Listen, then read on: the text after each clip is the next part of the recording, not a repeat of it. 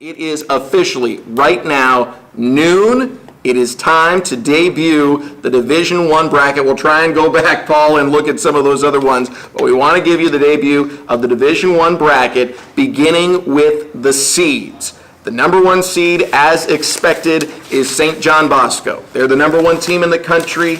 They beat Mater Dei in the head-to-head on Mater Dei's home field at Santa Ana Stadium. Trinity League champs, a secondary led by Chris Steele and Trent McDuffie, leading a defense that allows just 13.4 points per game. They are as good as it gets anywhere, and quite honestly, team to beat right now in Division I. Number two seed is Centennial, your Big 8 champs. Matt Logan's crew outscoring league opponents 329-20 over the last 5 games. And keep in mind, this is a Big 8 league that even though there's not another Division I team, Norco's a contender in Division II. Pretty much every other team that's in the playoffs is a contender in their playoff bracket. So even though it's not like the Trinity League where everyone is D1, everyone is a high-quality football team wherever they might land. The 3 seed is Mater Dei.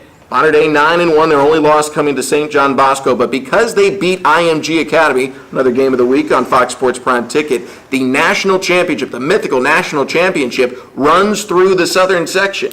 If either Mater Dei or St. John Bosco go undefeated from this point out, or Centennial goes undefeated from this point out, any 3 of those teams, in my opinion, would end up being the national champion. So no matter what, big thank you to Mater Dei for making sure the national championship runs through the best section for high school football anywhere in the country, the southern section. Finally, the 4 seed is Oaks Christian, 10-0, Marmani League champs. Best player in the country, according to most people that look at recruiting, Kayvon Thibodeau. They also have Josh Calvert, their quarterback/linebacker, who is phenomenal at both. He just recently committed to Washington, and they are last year's Division II champions, moving up and undefeated so far. So those are the 4 seeds. Before we get into matchups, Paul, your thoughts? Did the committee get them right? Oh, I think so. I think all season long, from the beginning of the season, I think most of us felt that it was the big 3 plus who else. I think Mater Dei, Bosco, and Centennial in any order have always been the teams that most people felt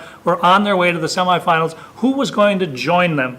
And I think Mission Viejo was a strong contender for that for a long time, but then the 4 forfeits self-imposed because of a use of an ineligible player. But Mission Viejo is still very dangerous. The Oaks Christian team that you mentioned, outstanding defensively.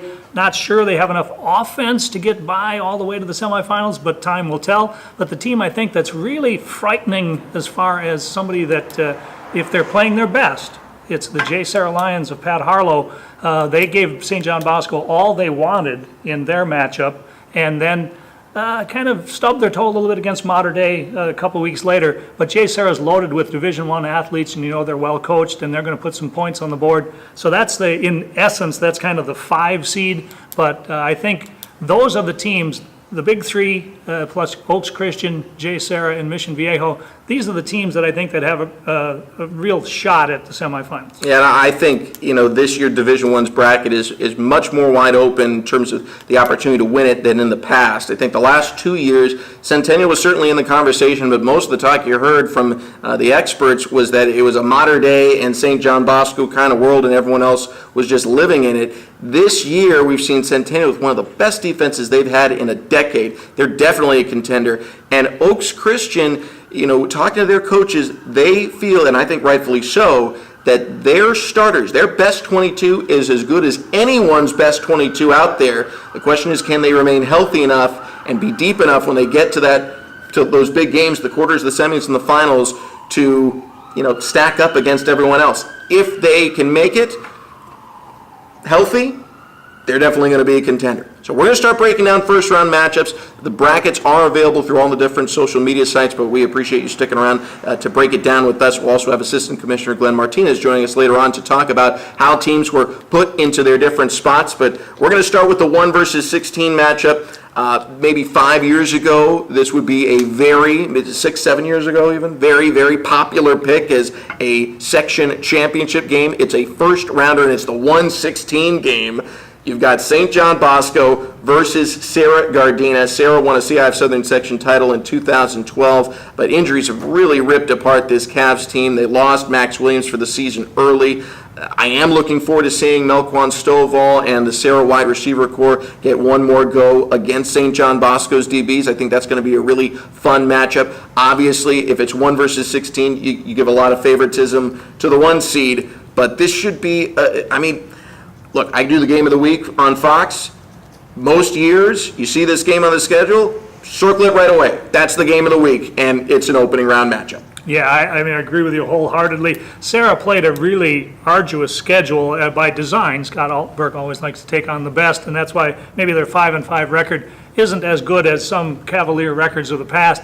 But this year, for whatever reasons, and maybe having to do mostly with injuries, they just don't have any running game.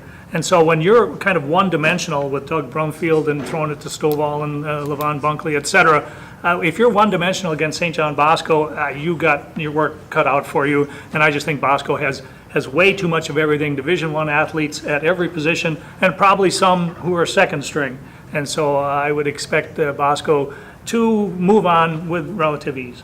The 8-9 game is a lot of fun. Both teams are 6-4, but both are league champions. You've got San Clemente and Marietta Valley. It's a rematch of the 2016 Division II championship game. At the time, Jack Sears was the quarterback for San Clemente. He's now the starter for the moment, at least, at USC. Had a pretty good game yesterday against Arizona State. And then Hank Bachmeyer at the time was on the other side for Marietta Valley, and he's still there. He's going to be the quarterback. He's broken all kinds of Southern Section and state records for his passing prowess. He is going to Boise State next year. He's hoping to have at least one more game in a Nighthawks uniform. San Clemente, they get the home game by winning the South Coast League. And I misspoke earlier, Marietta Valley is not a league champion. They finished second in their league. The Tritons beat rival Mission Viejo, and that was despite the fact that their Oklahoma State committed quarterback, Brendan Costello, was knocked out of the game due to injury. Now, they've had the bye week in Week 10, so they are expecting to have him back, and hopefully it'll be a great contest with two phenomenal quarterbacks going head-to-head. Well, it might result in 100 points. They played in Week 4, and Marietta Valley had the better of San Clemente, winning 55-38. And I expect the score to be probably closer, but that same number of points. But congratulations to Jaime Ortiz. They beat Mission Viejo for the first time since 1999 for Strikeout Prince. And so that is just a great win for San Clemente. One town, one team, and they deserve to have a home game. They've lost a number of close games. They lost to Torrey Pines by 2 and La Costa Canyon by 3 and CDM by 1, or that record might be a lot better. But this should be an absolute barn burner if you like offensive football. The 5-12 matchup. 5 seed is J. Sarah, but because they are the third place finisher in the Trinity League, they're going to be going on the road to the 12 seed. What kind of section has this as the 12 seed? Long Beach Poly is the 12 seed. A rematch from last year's opening round game, which was won by Long Beach Poly on their home turf again, 60-44. Poly, your Moore League champion, new coach Stephen Barbie, a new mentality over there. He's brought back the JV team. I like a lot of the stuff that's going on right now at Long Beach Poly. Not that I didn't like things before. I mean, Antonio Pierce is a great coach doing great things over at Arizona State, as we saw yesterday at the Coliseum. But it is nice to see Stephen Barbie and some of the things he has instituted, and certainly seems to have things head in the right direction.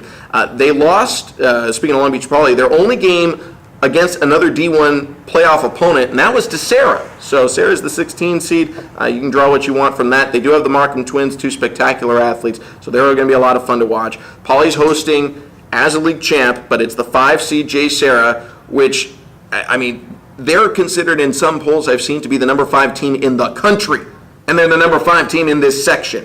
Again, just ridiculous the level of talent we have here at our disposal in the Southern Section. They have a 1,000-yard rusher in Chris Street, who was a national champion a year ago with Mater Dei, now running the ball for J. Sarah. This should be another phenomenal matchup. Yeah, this is a terrific first rounder. And when you always talk about Long Beach Poly football, you always talk about a plethora of excellent athletes, and they have them again this year. But you know, J. Sarah's got a lot of Division I athletes as well, and this is where I think the difference comes in this game. Long Beach Poly has struggled offensively, even in the Moore League, where they used to win games with a running clock all season long, and they'd put up 60 and 70. This year they're putting up 20 and 30 and 40. You know, they don't have as good an offense as they've had in the past, and I think if J. Sarah doesn't turn the ball over, and they don't give Long Beach Poly defensive touchdowns or short fields, I think J. Sarah's got enough balance on offense with Caden Bell, the transfer from Servite, and Chris Street, as you mentioned, a couple of great receivers in Tariq Luckett and Tyler Shimamura and Malik McLean. I think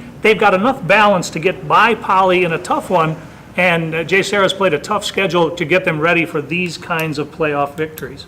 The 4-13 game is Oaks Christian versus Chaminade. This is a rematch from both teams' season's opener, which was a 31-13 win for Oaks Christian at home. They'll be home again. In that win, Michigan committed running back Zach Charbonnet. He had 176 yards, 2 touchdowns. He had not 100% games in terms of health. Around the midpoint, 2/3 point of the season, he is supposed to be back as close to 100% as he has been since the start of the season. So hopefully he is, because again, this is an Oaks Christian team that if you put their best 22 against everyone else's best 22, it's a really good matchup. I'm including Bosco, Centennial, Mater Dei in that. If you start to get down a little deeper, there's just not as many players on that team as they have at some of these other schools. So hopefully he's healthy and ready to go. Eagles, quite frankly, had the worst record of any team in the bracket, but a very skilled linebacking core led by Cal commit Blake Ancelatos. Chaminade hoping to avoid a second straight first-round exit in this Division I bracket, which is, again, it just shows how difficult this one is, because Chaminade was year in, year out a contender when you were talking about the different divisions before, and now in D1, they've been one and done a couple of times, which is surprising to see. Well, I don't think this is one of Ed Croson, one of my favorite guys, one of his best teams talent-wise, but I'll tell you, they really fought hard. They began the year at 2-5, and the big win over Gardena Serra was the one that got them into playoff contention. They won the coin flip, and so I think they're going to have to play their best game of the year in order to stick with Oaks Christian. I agree with you that the Lions are incredibly talented when everybody's healthy. I just think that Oaks Christian just has too much on both sides of the ball. I expect to see them advance to play Jay Sarah in what should be an amazing quarter.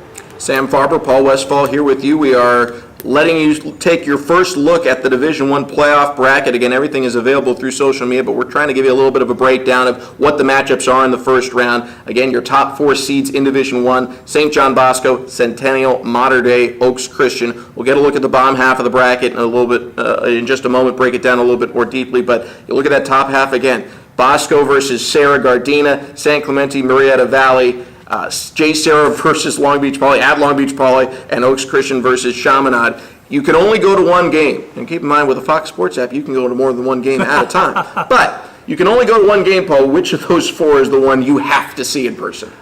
Well, I'm going to Jay Sarah at Long Beach Poly just because, as much as I think San Clemente and Marietta Valley will be the highest scoring affair and will be great fun to watch, I'll be curious to see if Jay Sarah is ready to take that next step as a program. And if you can go to Long Beach Poly in a playoff game and beat the Jackrabbits in their yard, it shows you have grown up and you are ready to play with the big boys. And I think this year's Lions team, I think Pat Harlow's got these guys thinking the right way, believing they can win, and I think that would be great fun to watch. Let's go to the bottom half of the bracket. We'll end things with the 2 seed, which is Centennial. So we start here on the bottom half of the bracket with the 3 seed. That is Mater Dei, 9-1, beat IMG Academy, beat all comers except for St. John Bosco. And I know that is something that's an issue for the Monarchs fans out there. They want the rematch, but you're going to have to work hard to get it, because this is a brutal half of a bracket. Mater Dei opens things up at Valencia, last year's Division II runners-up, and this year the Foothill League champions. They get the home game being a league champion. So Mater Dei is going to have to travel north. Make sure you leave early, because LA traffic is a beast on a Friday, okay? So make sure you leave early. Vikings play Coach Larry Muir's high-paced offense. Don't count the Vikings out, okay? Regardless of what level of talent they have, with that offense, they're in games. And they've got some talent over there on that side of the field, but it's a big jump up in level of competition. Mater Dei, your defending Division I champs, taking their first loss on field since the 2016 title game. Bosco beating them 41-18. That's very lopsided. It's the worst loss the Monarchs have had, again, on the field since 2015. Tough route to get back to the Braves, but this is a Mater Dei team that, since that defeat, has played with a renewed sense of passion, dare I say anger. They want another shot at Bosco. Yeah, no question about that. I'm around the Mater Dei program quite a bit, and I think most observers would say that Mater Dei, after the IMG victory, got a little bit heady, a little bit full of themselves, and thought they were unbeatable. Well, you better not think like that when you go and play Jason Negro, St. John Bosco Braves, because they have just as good a talent on every matchup, every side of the ball, and I think coaches always tell me it's ridiculous to think that losing helps you, but that loss might have woke up the Monarchs, because they then went on to beat a very good J. Sarah team 42-7. They handled Orange Lutheran last Friday night, and this is a team that's loaded. Maybe the fastest defense that I've seen Mater Dei have in many seasons, position for position. The offense led by Bryce Young, who has been big shoes to fill when you're trying to fill the shoes of JT Daniels, and they're different quarterbacks, as different as chalk and cheese, an old British friend of mine used to say. But Bryce Young is the real deal. Uncannily accurate, great footwork. His capability to extend plays makes him very difficult to defend, and they maybe have the best athlete in the country on both sides of the ball in Brew McCoy, along with a two-pronged running attack with Jacoby Harper and Sean Dollars. They've got fresh legs all the time. But the key thing, I think, for Mater Dei when they get past Valencia and then take on either Bishop Amat or Mission Viejo, if they get to Centennial, injuries. Mater Dei started 3 different guys in the secondary Friday night against Orange Lutheran. Not sure how many of those guys are going to be healthy for the playoff run. They lost their outstanding tackle, Miles Morale, for the season with a leg injury. So injuries are a part of football, don't get me wrong. But it's when you get your injuries that's really critical. And the Monarchs have had a few tough ones come up in the last couple of weeks. The 6-11 game, winner of which would get the winner of Mater Dei and Valencia, is Bishop Amat 9-1 versus Mission Viejo 5-5. And one of the reasons the route is so difficult is because Bishop Amat is the 6th seed and in that playoff quadrant. I mean, this is one of the best coaching jobs, I think, in this section, because if you follow the recruits, if you follow the next level talent, and you look at Bishop Amat, there's not a lot there compared to years past, or compared to some of the other teams in this Division I bracket in general. And yet the Lancers are 9-1. Their only loss on the field by a single point to J. Sarah. They do get the benefit of a win by forfeit over Mater Dei due to a ineligible player, but nonetheless, this is a team that has been as impressive as anyone out there. Undefeated run through, an always difficult and talented Mission League is something you cannot ignore. On the other side, Mission Viejo, they had to forfeit 4 games, as you referenced earlier. Even with that, there was talk of maybe them getting a seed, they being in the discussion for the 4 seed if Oaks Christian were to be tripped up. Then they lose to San Clemente for the first time since 1999. So there are some serious questions about just how good Mission Viejo is, whereas early in the year they were answering all the questions by beating Orange Lutheran and beating Upland. They were as impressive as anyone in the first half of the season. Now they've got a rebound. They've got Arizona State commit Joey Yellen, who passed for over 2,500 yards this season. They're a very, very good team. I put them in the same kind of category as Oaks Christian. Their front 22, maybe not quite as highly rated as the top 22 players for Oaks Christian, but they're pretty darn close. If they can stay healthy, they're going to be tough to beat for anyone in this bracket. I completely agree. Steve Haggerty is the coach of the year in Division I in my estimation. I had Mater Dei and Bishop Amat in the first game of the year, and Mater Dei kind of ran roughshod over them, but in talking to Steve Haggerty, he said, we don't get transfers in here. I've got the guys I've got, but we're going to play hard. I'm going to coach them up, and we're going to get better as the season wears on, and they certainly did. This is the team that went through that Mission League unscathed, as you mentioned, and they lost their starting running back, Damian Moore, in the first game. So what he's done to get this team to 9-1, basically 8-2 on the field, but very deserving of a home game. But of all the rewards, you get a Mission Viejo team that when they have all their guys, they are incredibly talented Division I guys all over the field. Akili Arnold is as good as anybody at any school. I think his skills sell themselves. The only reason he doesn't have more offers, I think, is because college coaches don't know where to play him. He plays everywhere, and he does it great. Yeah. Great coach, offensive wizard in Chad Johnson over from Bosco. So I think Mission Viejo is going to be really a tough one for Bishop Amat in the first round. And then, of course, anytime Mater Dei and Mission Viejo would play, if they would hook up in the next round, not a lot of love lost between those two schools, but always fun to watch them on the field.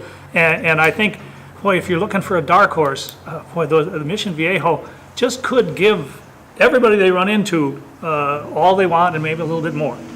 The 7-10 matchup, Vista Marietta and Rancho Cucamonga, a pair of league champions. So this is the first time where a league champion is not going to get a home game. Southwestern champs Vista Marietta are going to be the hosts. They are the baseline league title holders, record of 8-2 overall.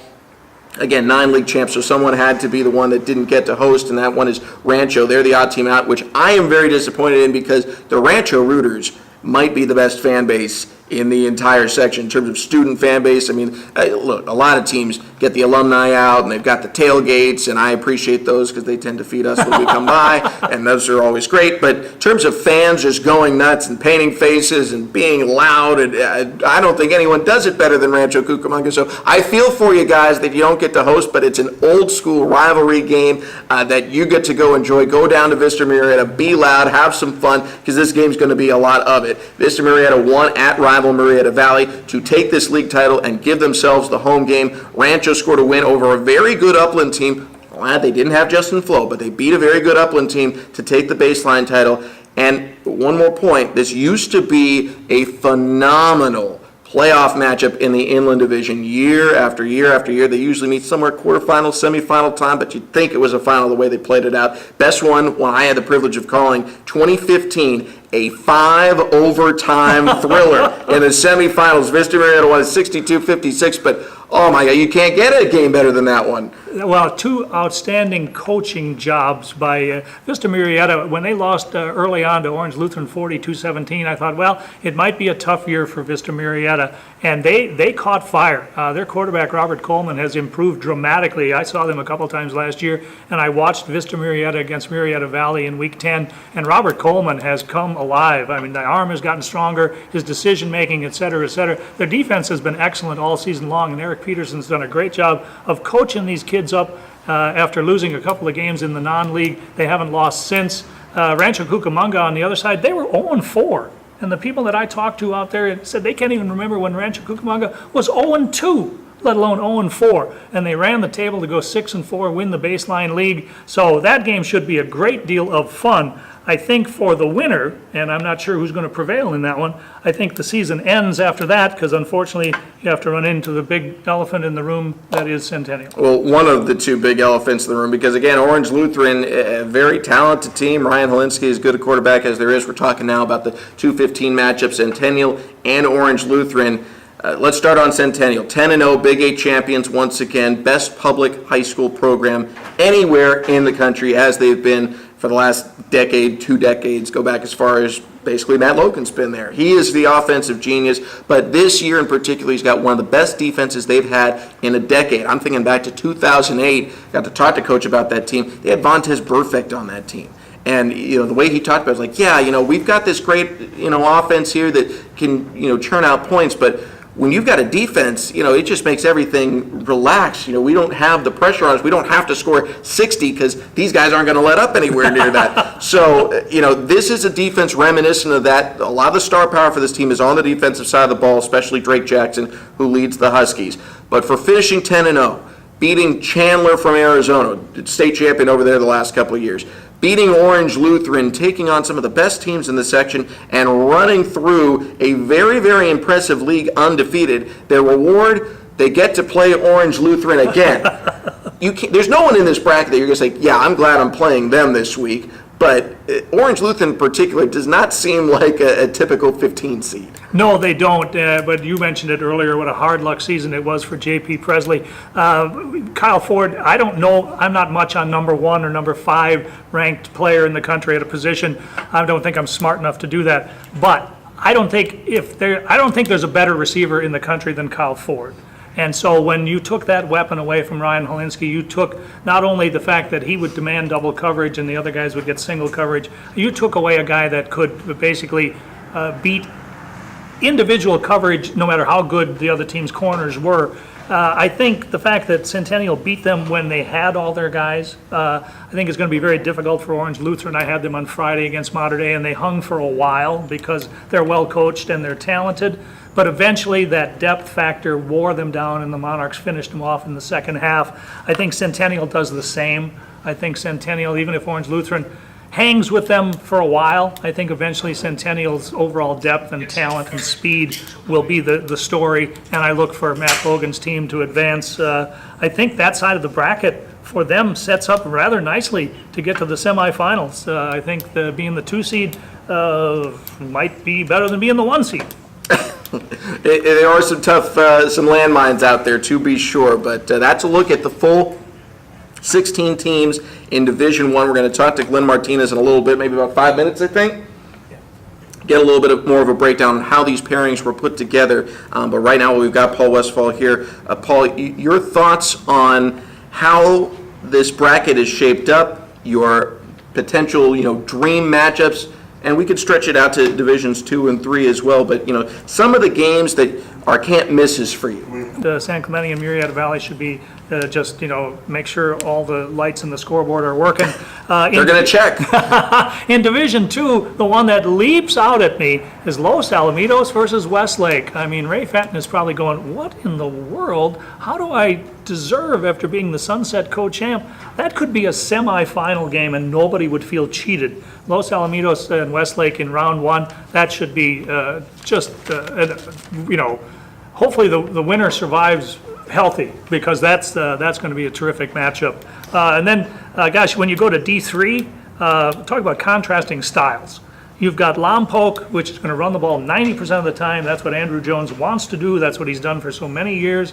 He's got Levon Coleman's little brother, Leandre, who's coming into his own as a running back, against Capo Valley, who's going to throw it 80% of the time.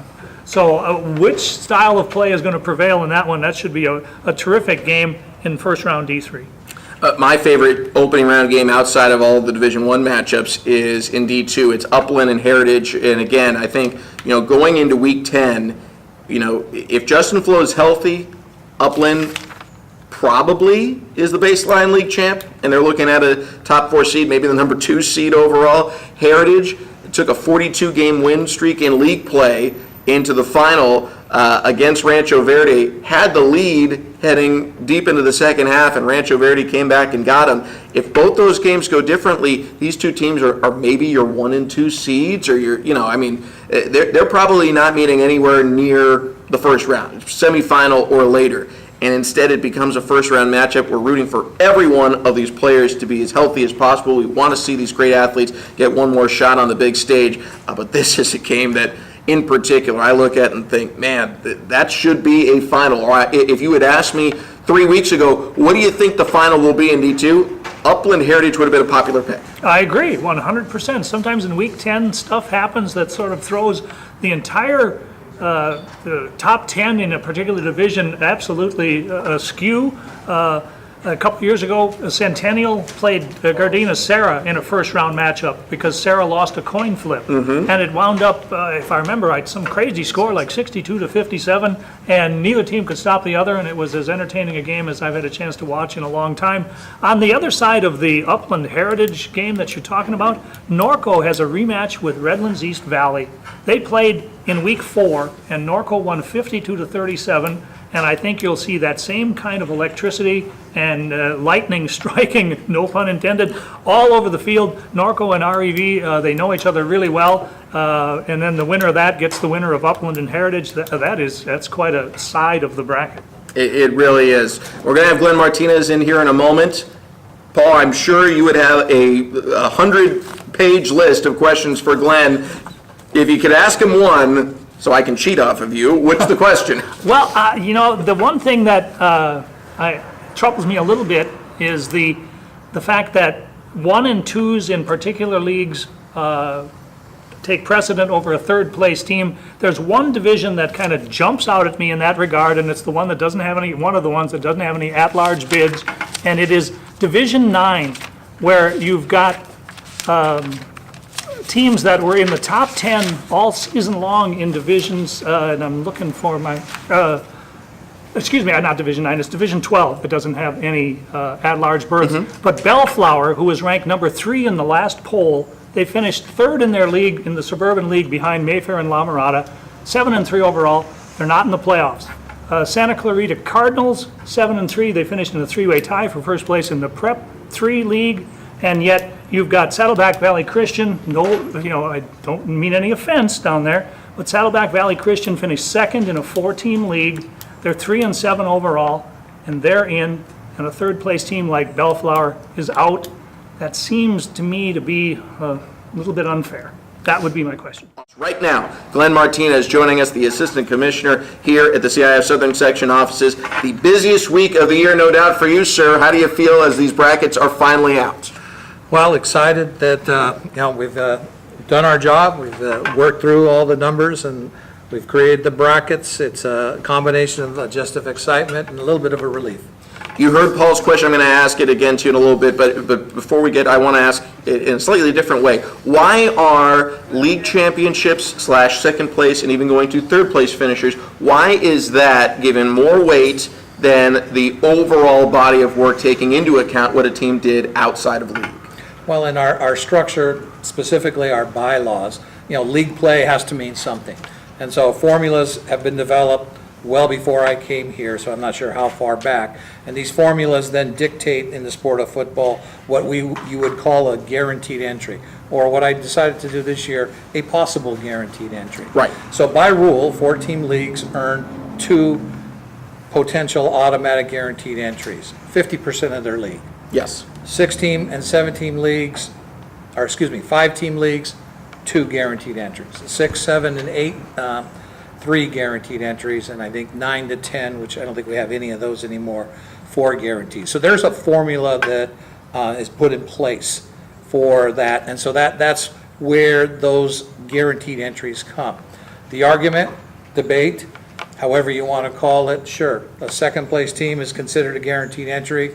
A third place team is also considered a guaranteed entry, but in the competitive equity model that we went to now in year 3, I believe, we had to create rules where potentially you would have more guarantees in a 16-team bracket than you could take.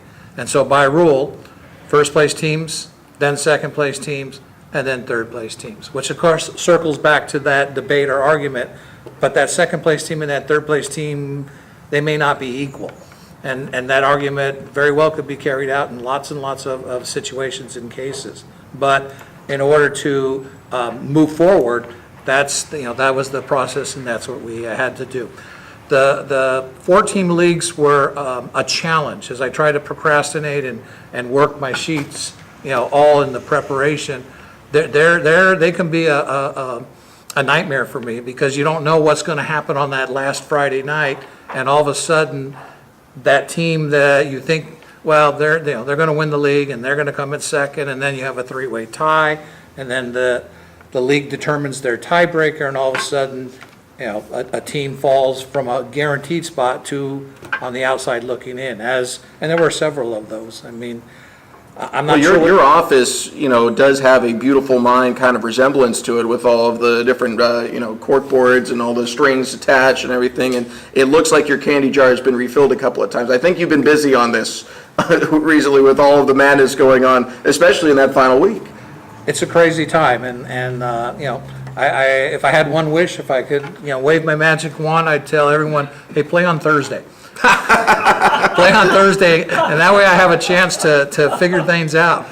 Trying to figure it out at midnight on Friday night, and then get up at 3 or 4 in the morning to come down and start putting all my stuff together makes for a couple of long days. Fun and enjoyable, absolutely, but it's one of those things where you sometimes don't feel like you have enough time, or you're worried you're not going to have enough time to get all your information, and then obviously you want to make sure that everything that you're working on is correct and accurate. If you have any questions for Glenn, you can send them to me via Twitter at Sam Farber Live. I will try and keep an eye on the Southern Section feed as well, see if we can get a couple in there for you. The one I saw from this tweeter, Belfast to LA, who I must say has a picture of Fenway Park in their Twitter handle. Not going to hold that against you today, since we're in the Southern Section. There's a little baseball game going on tonight, but the question is kind of similar to what Paul said. This is a fan, apparently, of Fillmore High School. It's a Division 13 team, ranked number 7 in the D13 polls recently. There are 81, 82 schools in this bracket, so this is one of the ones that is most difficult to get deserving teams in, and is the most likely to see a deserving team left out. But Fillmore is one that was. Their argument is they beat last week the team that was ranked number 3 in the poll. They're 7-3, which is a very good record, third place in their league with D10 and Division 11 playoff-bound league opponents. They don't like the format, and I am not representing the section necessarily on this, but my argument to them would be, okay, who are you leaving out? Which second place finisher do you want to say you don't get to go, even though, the rules state you're supposed to?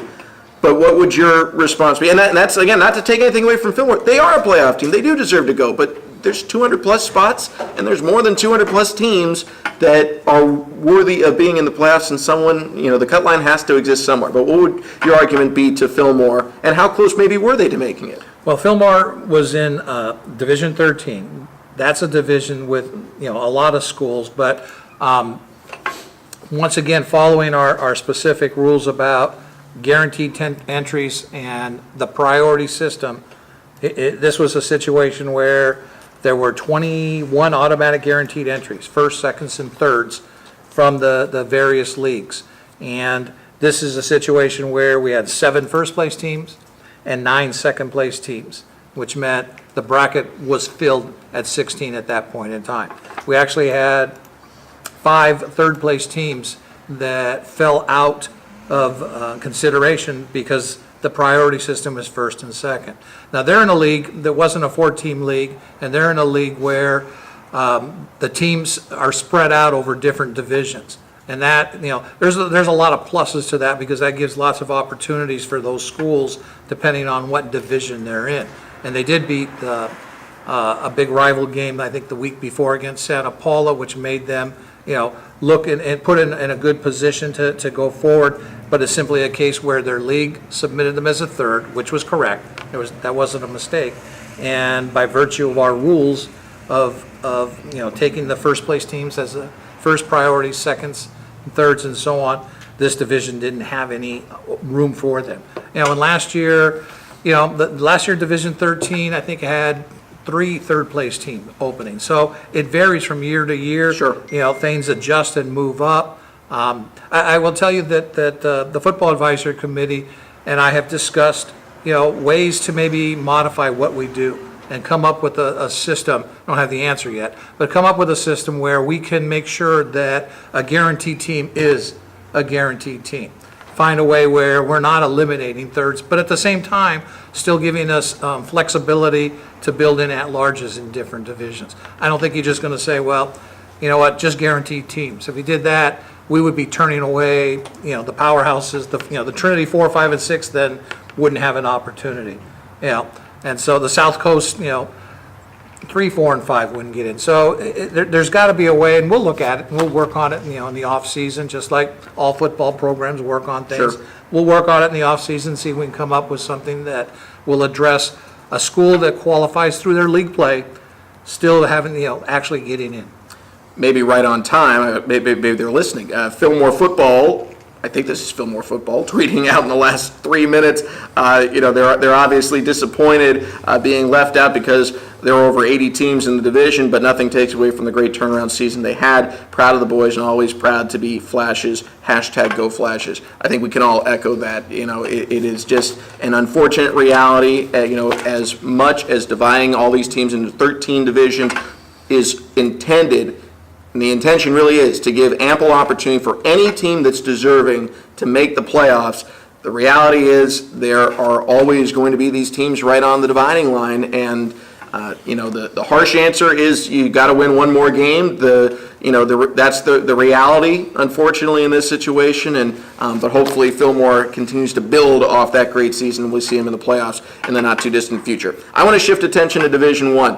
And how some of these matchups were put together. There isn't a bad matchup on the board. Quite frankly, you could put all the teams' names in a hat, pull them out one at a time, and that would be a perfectly reasonable way of doing it, so long as the seeds avoid each other, because every game is a great game. But there are several rematches from the regular season.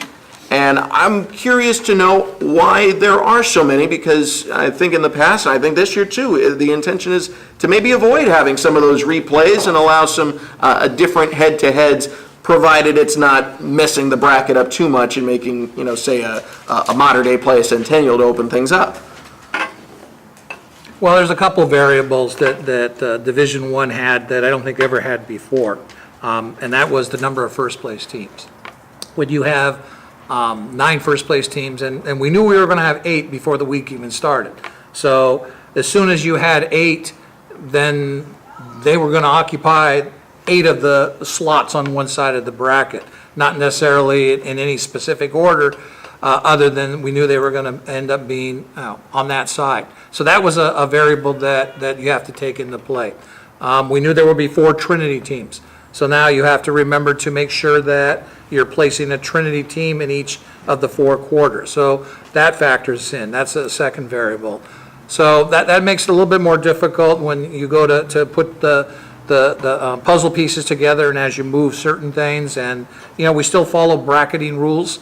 And so wherever you have first and seconds from the same league, they're going to be in the opposite halves. We had a couple leagues where that has to factor in. And then, for example, once you placed a San Clemente in one half of the bracket, well, then Mission Viejo had to go in the bottom half. Now, who they played, where they went, you have to figure that out as well. But those are just some of the variables.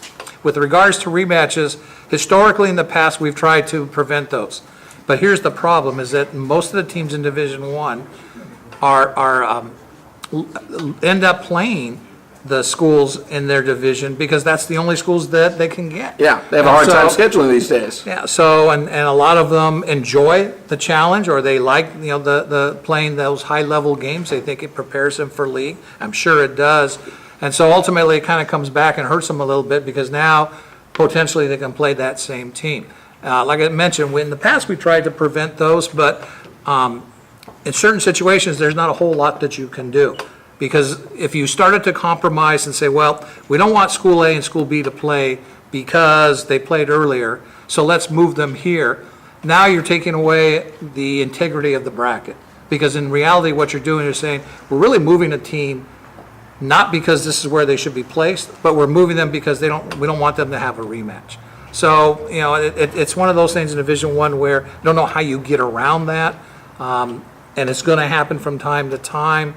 So, we'll continue to look and see what things could be done to polish that up, but it was just a year where, we're going to have some rematches, and sometimes there's no way to get around that or avoid it. Well, Glenn, we appreciate all your time today, all your hard work. You get to take a breather, and then you get the most fun thing. You get to watch all these games, travel around the section, see all these fantastic matchups, and, of course, watch some phenomenal finals in that Thanksgiving weekend. It's moved up a little bit this year, so Thanksgiving practices mean just that much more to all the teams that get to have them. It's an exciting time. It really is. We're looking forward to it. Glenn Martinez, kind enough to join us here. Thanks so much.